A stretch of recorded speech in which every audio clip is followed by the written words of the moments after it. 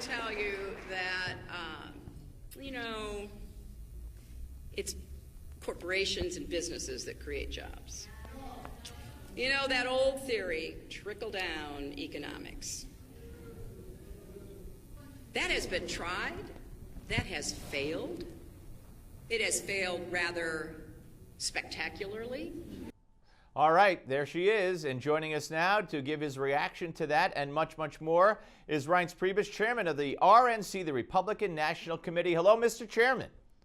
Hey, Stephen, how are you? I got to tell you, I've spent yesterday watching you and then chopping up the tape as one of my Gimme 5 commentaries with you and Debbie Wasserman Schultz. We'll talk about that a little later. But what was your reaction when you heard Hillary Clinton say this?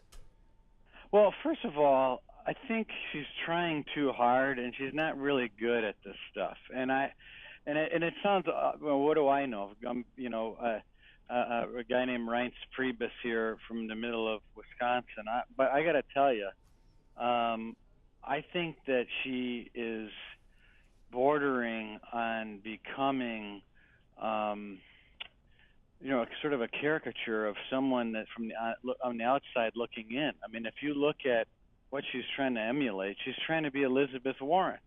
I mean, it's pretty obvious, and she's trying really hard. And I don't know if she was a little off script on that particular moment, but it clearly wasn't natural, and it was certainly awkward. And if it was serious, then obviously she doesn't understand capitalism and democracy and the way that business and jobs operate in this country. And you could knock trickle-down economics, I mean, if you wanted to, but without coming to the conclusion that corporations and small and businesses don't create jobs. She never said who created jobs, but I guess we're left with the assumption that it's only government that creates jobs. Well, here's the problem. Right, of course. I mean, and it's ridiculous. But here's back to my point as to why she's not that good at politics, is that if she was smart, well, I know she is, but if she was careful politically, what she should be doing, she should say, listen, it's not just one guy in the corner office that creates the jobs. It's a whole team of people that work hard every day, punch a clock, go to work, and make this place tick. I get that message. I understand that message. But the way she did it, just honestly, it shows that she is not ready for prime time. You look at her book rollout. It was a disaster. She talks off the cuff. It doesn't work.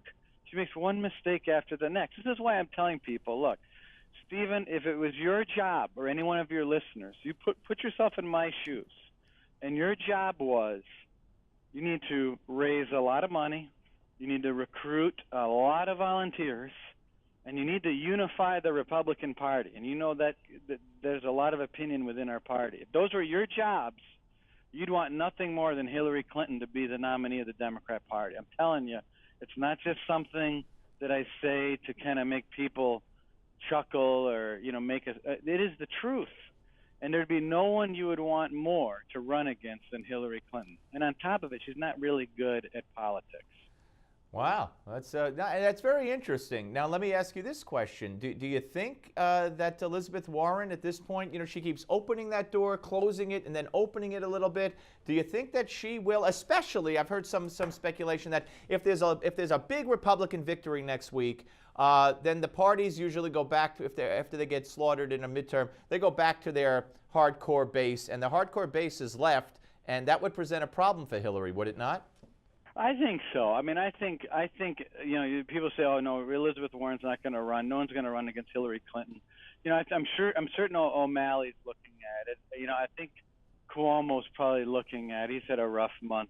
We can all admit that. But clearly, Elizabeth Warren's the hottest commodity within the Democrat Party. She's the person that all of these candidates want to be with, and so Hillary Clinton is a large figure politically in our system, but she doesn't create the groundswell of enthusiasm in the Democratic side of the vote. If there's something that the Democrats are lacking right now, it's enthusiasm.